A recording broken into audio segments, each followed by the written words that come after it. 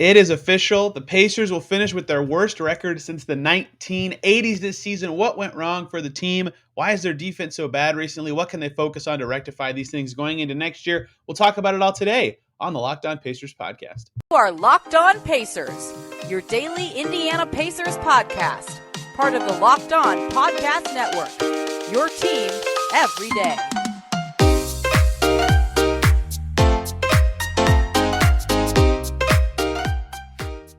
Welcome in to another edition of the Locked On Pacers podcast, where we, of course, talk about the Indiana Pacers as always. My name's Tony East. I cover the team for Forbes and the Westside Community News. And today, it is March 29th, but the reason today is important is because it is officially the day where the Pacers have their worst season since the 1980s. I was not born. My guest here today was not born. The Pacers have had a solid stretch of not picking in the top 10, of not having more than 50 losses in a season, but this season has changed it. And so we got to dissect what went wrong, as we will many times in the next couple weeks on the show, what this team's been struggling with so much on defense, what do they focus on now that they're in this position. Joining me to do that from the Indy Star, Joel Lorenzi. Joel, man, how's it going? What's going on, man? Appreciate you having me. You've been at the last two games you were at where they lost by 32 to the Grizzlies and 36 to the Hornets, right? Or whatever. Yeah, we kind of talked about me being bad luck because the first game I was there was when they gave up that franchise record, crazy amount of points, and then obviously Desmond Bain spazzed before they even got to the fourth quarter the last time I was there. So. Oh man, well, thankfully for you, your curse is lifted because their last two games they've lost by 30 something and 40 something, and you were not in attendance. Me. It might be James for all we know. It might be James, it might be me, it might be Scott, who knows? But they've looked horrible recently. Their defense is now 29th since the All-Star break. We'll get to that in a second because that's been the biggest reason for their slide. But I don't want to bury the lead. It happened. 51 losses. It's not surprising, right? They have not been actively trying to win these last couple weeks. Brogdon's been resting. They're leaning heavy on young guys in their rotation minutes. Turner's out for the season now. Warren's out for the season. They're playing a young team. They're playing a team that's now fitting together. Losses are not surprising, but it is just given the Pacers' ethos of always trying to win and always pushing on to the conference finals, pushing MJ to the conference finals, making the finals in 2000, being very close before the brawl happened. This is not something they typically do. Only Jim O'Brien, as a coach, lost 50 times for them in the last 30 years. So it is very surprising to see them in this situation, and yet, it's not at the same time. It's kind of strange when you kind of look back on this season, and there's a bunch of things that have gone wrong, and they made big trades. But what do you kind of view as the leading cause of their struggles and their demise this year? Yeah, for sure. I think, well, one, growing up, it always felt like the Pacers, at the very least, were first round out year by year. I mean, that's kind of the standard, even if they're not, a real contender, they're gonna make the playoffs. I think to point out the obvious, they probably got the short, the shorter stick out of the league in terms of injuries and being just healthy. Because when you look at the team they had last year and the carryover to this year, they probably still are in the fight for the play-in or one of the lower seeds if they have all their guys like Miles and Brogdon and T.J. Warren and T.J. McConnell. I mean, they still had the same team, even Karras. Like, I just think they got the shorter end of the stick when it comes to injuries. And then as you deal with those injuries, you're throwing out different lineups, and there's never really any consistency with the lineups. I mean, I think they ran like their 35th different lineup the other day or something like that. Crazy stuff. And with that comes not enough synergy on either end. You've seen it kind of develop on the defensive end, especially over the last few weeks. Yeah, I won't say they were like good early in the season, but I've cited this stat a lot. Like, they went 500 in November when they had McConnell and Karras and Brogdon and Sabonis and Turner all playing, and they had a hard schedule to start the year. They had a 3-game winning streak early in December, and they were, I think, 3 games under 500 when that happened. I think they were 13-16. That's not good, but they had a really hard schedule to start the year, and it was kind of like, okay, here comes the easier part. Here, and then they'll turn to the team they never thought they could be. And then all the injuries popped up, like you bring up. They had that 2-week stretch where COVID just destroyed them right when their schedule got easier. And then they had to make a bunch of trades because they can never recover from that. So I think injuries is the obvious factor. I mean, like the LA teams for sure, and Boston's had some rough injury luck this year. Miami's had some, but they're in the top probably 5 teams of just raw games missed. They have to be. I don't know that, but just given how many guys have missed time, it's been like they had a whole starter not play the whole season. And I talked about this on the show, but if I knew before the season TJ Warren wouldn't play at all, I would not have picked him to be a 500 team before the season. Right. Like that's a Sure. big piece to miss for the entire season. So Definitely. that's certainly a killer part, and it shows when you look that they were pretty good before, not good, but they were at least decent before a lot of this Solid. stuff Yeah. really hit them. For sure. Yeah. No doubt. McConnell one was like the turning point to me because, which is weird because he's not like this high impact guy, but that's when this rotation really started to shuffle because Karras was in and out at that point. And they had to, bring in Brad Wanamaker. He wasn't cutting it. They cut him for Kiefer Sykes. Then the COVID stuff happened. Their bench just fell apart all at the same time. And that's when I think injuries can get bad is when they kind of snowball and you're playing these like third stringers instead of starters in a matter of 2 weeks. And I don't remember how much you remember of that span, but that's when I think their season kind of really spiraled out of control. Yeah, and to McConnell's credit, I mean, he's a prime glue guy. Like I think on the teams they field these days, like at the latter half of the season, like he's a top 3 option on that team, which is scary because I mean on a contender he's supposed to be one of the first guys off the bench, or the guy who comes in and is just facilitating in that starting lineup wherever you put him. He's not supposed to be that dependable guy, or not dependable because he is dependable, but the guy that you're leaning on. And man, the amount of impact he would have on this team that they had yesterday is crazy. I mean, you're getting to the point where probably O'Shea is like a big impact guy for you, and he's one of your better starters. And I think on a team with serious, aspirations, he's probably one of the first guys off the bench. So you're seeing some of the. I mean, they're throwing out first year guys, second year guys in Jalen Smith, and those are the guys that they're really depending on these days. And I really don't like this time of the year for the NBA, especially now you're seeing guys done for the season or done for the rest of the season. And with this year, it was super crazy because they're getting all type of 10 days and hardship contracts, and it was ugly, especially for the Pacers. And they ended up bringing on Kiefer Sykes for the rest of the year. And in terms of the defensive aspect, that's probably not the best thing. When you're throwing out lineups with Tyrese, Buddy Hield, and Kiefer Sykes. So yeah, the defense is awful. We'll get to that in a moment. I want to talk about one more thing that I think kind of was big for their demise this year, and that kind of goes back to last year. They had a lot of injuries last year, and they never got to see a ton of their whole team that they wanted with Brogdon, LeVert, Turner, and Sabonis, and even Warren in there, but he didn't play last year either. And I think that they thought, and I kind of thought this too, that group could work together and be good. And that makes sense. Those are good players, right? The Kings gave up a ton for Sabonis. The Cavs gave up a lot, at least, especially now. He's not even playing that well in Cleveland, for Caris LeVert, right? Brogdon and Turner are still viewed as high-value players. The thought was that team could be good. But as we saw as the season went on, they just didn't fit as well as it seemed like they should, given their skills. Like LeVert just never could perfectly gel with Brogdon. There was some one ball syndrome going on with them for 5 years. This was, I think, your last question about to Kevin Pritchard was about Turbonis, right? Like for 5 years, we asked everyone with the Pacers, can these two centers work? Can this work? And right when it starts to work is when the team starts to struggle. And so this is kind of a lazy way to think about it. But now that they have 51 losses and you look back, it's like, I get why they thought it could fit because around Victor Oladipo, who wasn't as good when they ultimately dished him for LeVert, it fit. It was good. They did really well and made the playoffs. But since they tried it with the Brogdon, LeVert, no Warren, Sabonis, Turner team, it didn't fit despite it looking like it could.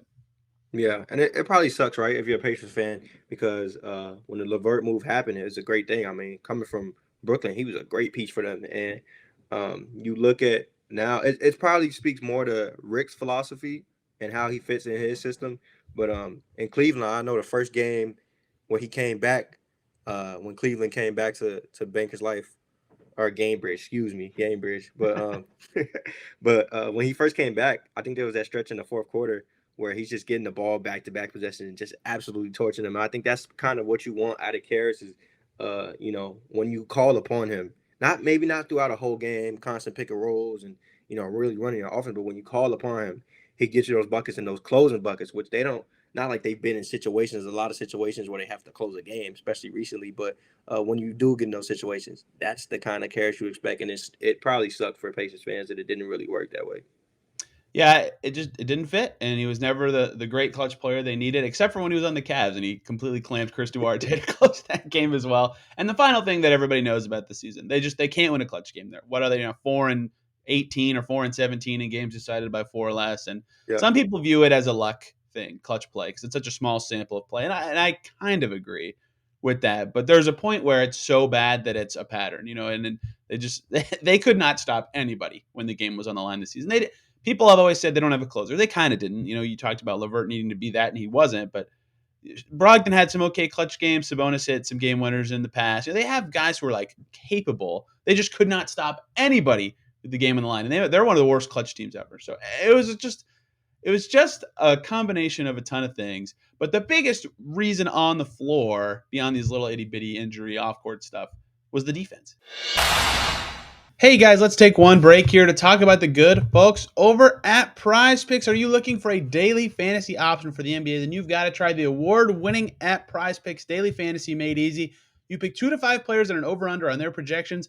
You can up to 10 times on any entry. It's just you versus the projected numbers. You can make your entries in 60 seconds or less. It's super easy. It's super safe. They offer fast withdrawals, and they have an award-winning app on both the App Store and Google Play. They offer any prop you can think of for the player you choose. Points scored, rebounds, steals, blocks, you name it. They've got it. They got mixed sport entries, so you can do football and basketball or baseball and basketball coming right up. And PrizePicks doesn't just have NBA. They've got options on college basketball, college football, NFL, MLB, and MMA. For a limited time, PrizePicks has an exclusive no-brainer of an offer for all of our users. You get $50 for free. All you got to do is sign up for a PrizePicks entry, and if a player in your first entry scores a single point, you will get $50 for free. You got to use the code NBA when you sign up. That's right, the exclusive offer for Locked On fans. Sign up today, and you can get $50 for free if you use the code NBA if a player in your first entry scores a single point. PrizePicks is daily fantasy made easy. And since the All-Star break, since they swapped their team, my God, they have been unwatchably bad on defense. This month of March is 3 games in a row they've given up over 130. They've given up 120 like 8 of their last 10 games. It is miserable how bad this team is on defense right now. Do you know what their defensive rating is since the All-Star break, Joel? No, I do not. But I do know, I did look this up. I do know who their highest defensive rating is, and it's Jalen Smith, and it's not good because it's in the 200s, so it's not great. It's got to be like 115 or something, even if it's their best since the break. Yeah, they are 29th in defense since the All-Star break, only ahead of the Portland Trailblazers, who are trying to lose every game and have shut down completely healthy players. The Pacers have as well, but still. They are 29th with a 119.7 defensive rating. This is the same franchise that was 6th in defense 3 years ago now. Wow. When they made the playoffs with Warren and the bubble season happened, they were just as good the year before when they almost beat LeBron in the first round, and even last year with Bjorkgren when things were a little chaotic and the season didn't go as planned, they were still 14th in defense with some crazy defensive schemes, and mostly the same team they had to start this season. So that is on the court. The injuries matter, the clutch play matters, the lack of fit with the roster, that all matters. It led to them stinking it up. But they couldn't defend at all. And all those things play into the defense being the biggest problem with this team. And even now with their new look team, they cannot stop anybody. And some of it's personnel and some of it is scheme. But what do you see when you watch this team? Like, why can't they stop anybody? I kind of get different answers from every single player and coach that I ask. Jesus, I think it's a few different things. One, like you mentioned, the obvious thing is the injuries. You don't have your anchor, Miles Turner, which probably would allow you to really change up your schemes and allow you to do some different things, take more chances. And then some of the lineups they throw out these days. I mean, like I mentioned, Tyrese, Buddy Hield, and Kiefer Sykes. I mean, Jesus, I at that point you're just admitting that you want to outscore teams, and then they haven't really been great at that either. So I think, I did watch the past few games, and I'm seeing, I think, from the Grizzlies, Raptors, and then Hawks stretch alone. I mean, those games are done in the first quarter. Like, they're running away with those games in the first quarter. The Pacers are probably one of the worst teams in terms of transition defense. They're hardly ever set, and when they are set, it's interesting because I was watching a video on the Timberwolves and how they've been able to kind of throw their defense out there and be as good as they are this year. And they got a guard like D'Lo who can kind of play all over the floor, not necessarily in Draymond role, but he fills gaps in ways that you wouldn't expect him to. And they'll have a guy in the corner who can zone 2 guys. And the Pacers, when you throw out these lineups, obviously they don't have – my dog is making a cameo. They don't have a big, rangy wing. I guess O'Shea kind of fits that mold. They don't have a guy that can really, kind of zone that area and really play areas of the floor himself. And so you're throwing out small guards and really hoping they can take chances. And I think in that Hawks game specifically, they're trying to get the ball out of Trae Young's hands, and so they're making Clint Capella like a short roll genius. I mean, he's just catching the ball, making the right read, and guys will bump down. At times, you'll see two guys bump down on the same guy and leave shooters completely open. I think that's one thing they struggle with. They really just dare shooters to shoot, and oftentimes they make them look dumb. And yeah, it's been a lot of miscommunication, obviously, without consistency in lineup. So I think it all boils down to back to being healthy and the guys you're throwing out there. There's just not enough consistency to really have a consistent philosophy.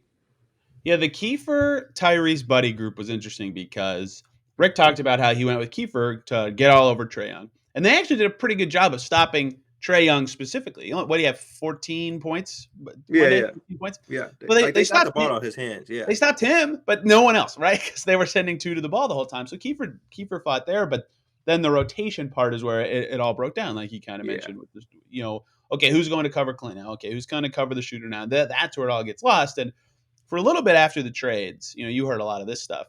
Players would talk about how, a lot of the defensive principles are the same from team to team, but the terminology is different. So, like, you hear something shouted down, you don't know what to do, and you freeze. So, for a little bit, I'm like, yeah, their defense is going to suck. The fact that it still does to me is interesting. And I know they kind of change what they want to do defensively on a game to game basis.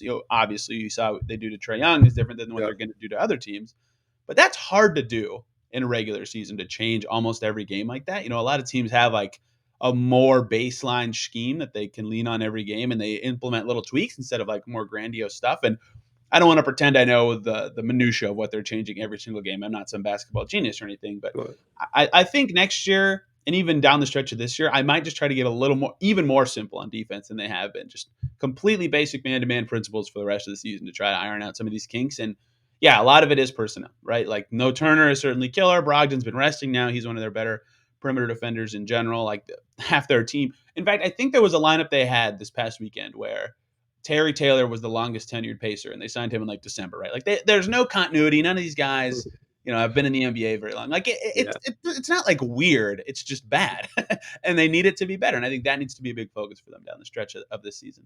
yeah. And I thought it was interesting. I was watching that Raptors game, and man, I really like this Raptors team. I mean, they're fighting. I think they're tied with the Bulls for the fifth seed, and obviously they got some of those longer guys who the Pacers probably wish they had.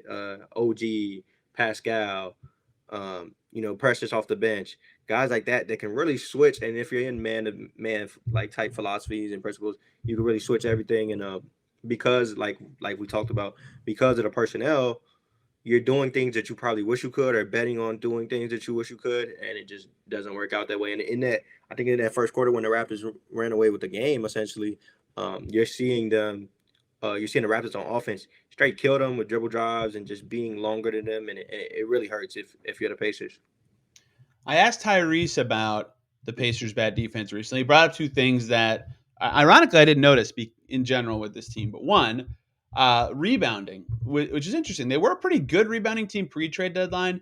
From the trade deadline on, it looks like if you just sort by rebound rate, they're 11th since the deadline.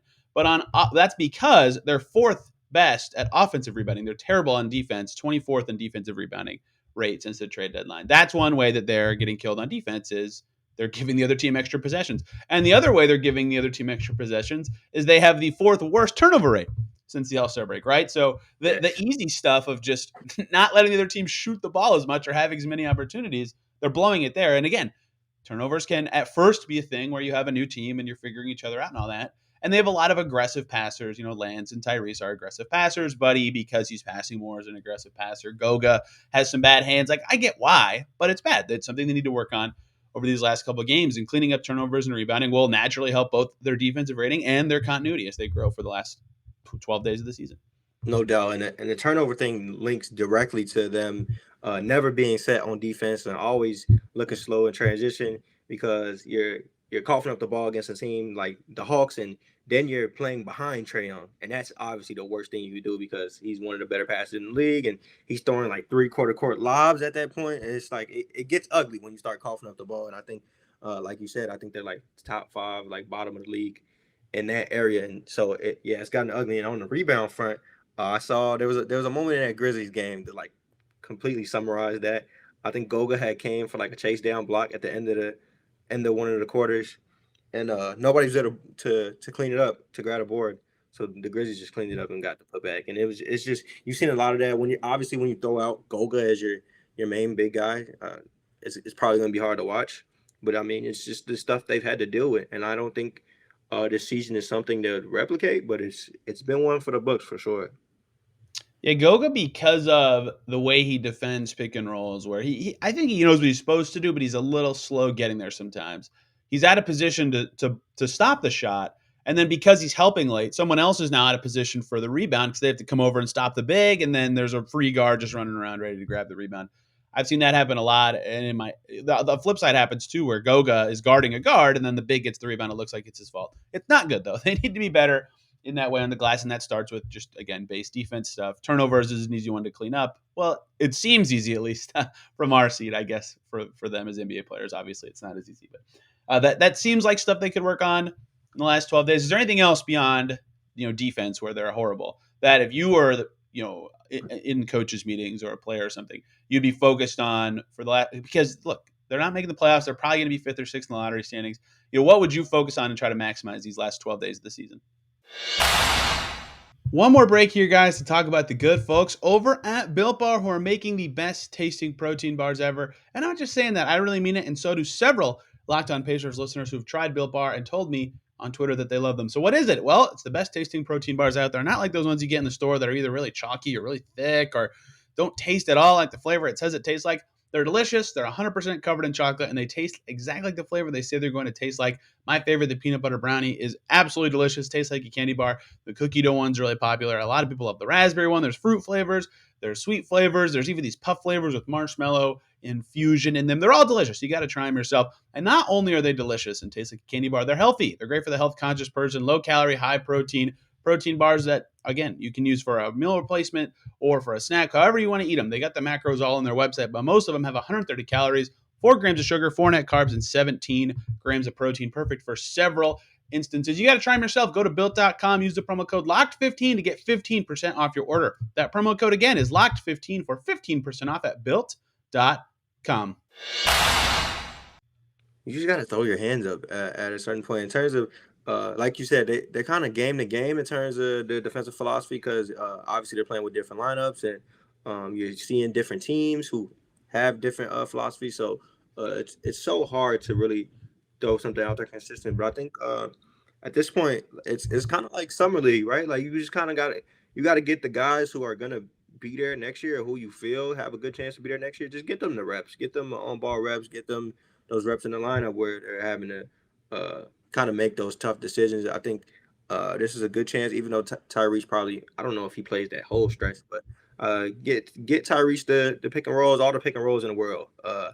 Yep. Get if O'Shea is going to play, get him some on-ball looks and get him some looks because I think that's a guy that really could be great for their future. And then Jalen Smith, who's really been game-to-game type deal. Jalen Smith, if they have any chance, well, this is tough because I know we've talked about his contract situation, and it's tough. If they want to play him and let him show out, then maybe he's going to gain some suitors. But at the same time, if he doesn't play and you don't get your future guy some of those reps that are probably important right now. So, yeah, I think Tyrese should have the ball. Like he took 19 shots against the Hawks, and that was the most he's taken as a Pacer, and he was like, yeah, that's a pretty high number. And I think when the Pacers are good, that will be too high of a number. But for the rest of the season, I'm like, yeah. oh, every game he should take 19 shots. That's a big way for them to develop and get him those reps that he needs and find him the right level of aggressiveness. Because James has talked about this a lot, right? He does have games where he is way too passive. 8 shots, 5 shots, 6 shots. It's like, and he has 13 assists in those games. He's clearly reading the defense well and knows how to set up his teammates. The offense is fine when he's in there. It's not like a problem. But it's definitely something that the team would be better if he was looking to score a little bit better in those instances. You had the pleasure of catching up with someone who played for Rick Carlisle a long time ago, and that is Jalen Rose, the best player on the Pacers finals team in 2000 at Michigan, Colorado State, I believe. It was the first round game that you saw him at. Fab Five alum, Jalen Rose. And he had some thoughts on the Pacers and Rick, of course. But the one that stood out to me, obviously beyond him just saying, and people, you can read this in the Indy Star, beyond him just saying, he expected them to be better, is he said he loves Halliburton, and to have him and Brogdon, if they keep playing both of them, I like them as players when you look at their team, I feel like they've got the pieces. And I have thought that Halliburton plus Brogdon is a good fit. And Carlisle thinks that that's a good fit. And Jalen Rose thinks it's a good fit. And the numbers say it's not necessarily such a good fit. What do you feel about what Jalen Rose said about this team? And do you agree with him about those two guys being, key pieces on the next good Pacers team? Yeah, well, shout out Jalen Rose. He was great to talk to. Super cool dude. Obviously, he covers the NBA all the time, so he's gotten a okay look. I think. I mean, obviously, the Pacers don't play on ESPN all the time, but I think he's gotten some legitimate looks at the Pacers, and I think it's interesting because I'm not against the Tyrese uh, and Brogdon fit, right? Like, I think that's something really plausible. I think they've had their fair share of like shortcomings early, and they've had their fair share of struggles, but I think that's something that get ironed out in the offseason. But at the same time, I'm also on the fence because I think like most Pacers fans want Ivy, and I'm not against that either because I think you can go young since Brogdon's like 30. So I'm not against it. So in terms of what Jalen said, it seems like Jalen's set on that backcourt and really thinks they should try to fish for one of those top bigs. But at the same time, the Pacers I think are fifth on Take-A-Thon right now in terms of draft odds. So it's really hit or miss. If you don't get in that top three, you're not getting the big that Jalen thinks they can get to really make an impact as soon as next year. So you're kind of just fishing for hopes and dreams. So I think Jalen has the right idea. I'm not against Chet going to the Pacers like most Pacers fans are. Obviously, they're like the whole, oh, don't draft another white big man. We'll be so mad. Like, I mean, Chet is a really great prospect. Probably I generation. think Chet's the best prospect this year. I do. I love that, man. I think Jalen Rose saying they should draft Chet Holmgren. There it is. I'm going to use that forever as my. I yeah. agree with Jalen Rose is always a good And thing he to have, even right? said in his words he said the kid from Auburn. So he likes Jabari too. But I saw yeah, you put it in parentheses, and I always wonder, like, what'd they really say? yeah, Only I would wonder that, but I was curious what he said about him. yeah, and he knew his game pretty well. He was just like, oh yeah, the kid from Auburn. Granted, he does cover the NBA every day, but yeah. So I guess Miles Turner does probably complicate that a little bit. And they have a slew of front court guys that they're going to have to manage in terms of Isaiah Jackson and Jalen Smith possibly. So maybe you don't want to crowd that, but I think if you get in a situation where it's the best player available, it would be hard for me to turn down Chet. Even I'm a big Paulo guy. Like, I'm huge on Paulo. I think Paulo is easily could be one or two in that draft. So I think that's a guy you see him 6'10" coming out the pick and roll, making skip passes like that. The stuff he does at his size is crazy. But if you are looking toward, the guard, giving Tyrese another decision maker, which is I think has been Tyrese's problem. I think he said that one of the million times James has asked him about him being passive, is that he's probably taking on a bigger burden with this team and the situation it's in. So he has to probably get everybody involved more than he should. And in Sacramento, he could kind of lean on Fox as some nights a primary playmaker, some nights a secondary playmaker. And while he's had his fair share of games with Brogdon, it's probably not enough to create that same dynamic. And I think Ivy, I think he can be good on the ball. I think he's great off the ball, which is I don't think enough people realize that. So it works out for them too, and it would be a fun young backcourt. I think they're not as far from being good as people think. I'm excited to drive into the draft this year. I'm begrudgingly holding off till their season is over before I really dig in. Even though I've watched probably 7 guys now that I have pretty formed takes on, but all the top 4 I think are really good. No Really good. doubt. I had Ben Carroll fourth like all season, and then I dug into the Duke and I was like, damn, this Come on kid, now. he is He's pushing amazing, me. man.